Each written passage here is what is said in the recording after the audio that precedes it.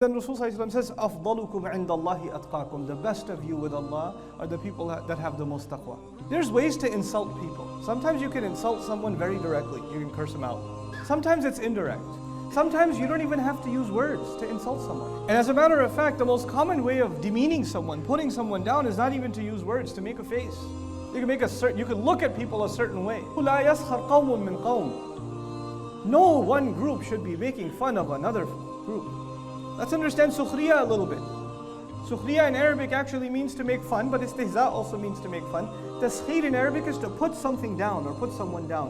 When you think of someone as less than you, dumber than you, an inferior race than yourself, a poorer class than yourself, not as worthy as you, not as qualified as you, not as good as you, not as smart as you, not as healthy as you, not as strong as you. When you think of someone as less in any way, and then you say something about them, whether you're making fun of them or not, but your comments are inspired by the idea that these people are less than me. I want to give you some examples that are closer to home, because this is a problem that should have been solved 1400 years ago, when these ayat came down. We should have been the example, the ummah, the Muslims should have been the example to the world of what it means to treat all human beings equally. Ya ayyuhan nas inna khalaqnakum min dhakarin wa untha. We're right now talking about Muslims, not making fun of other Muslims. But the final conclusion of this surah is all human beings were made from a male and a female. And the only reason you're different is so you can get to know each other better and appreciate your diversity. That's all, that's the only reason. But now, just give you an example closer to home. In many parts of the Muslim world, you can go to a fancy restaurant. So you go to a fancy restaurant, and you're sitting there, you dressed up super nice to eat your, whatever sandwich. And you're sitting there, and then some family, some taxi driver's family comes into the restaurant.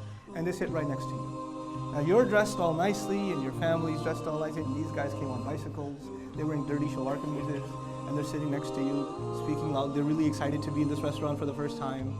Their dad saved up for a few months so he can take them on a treat. The posh family that's sitting there is getting uncomfortable, and they're looking at them. Why are they here?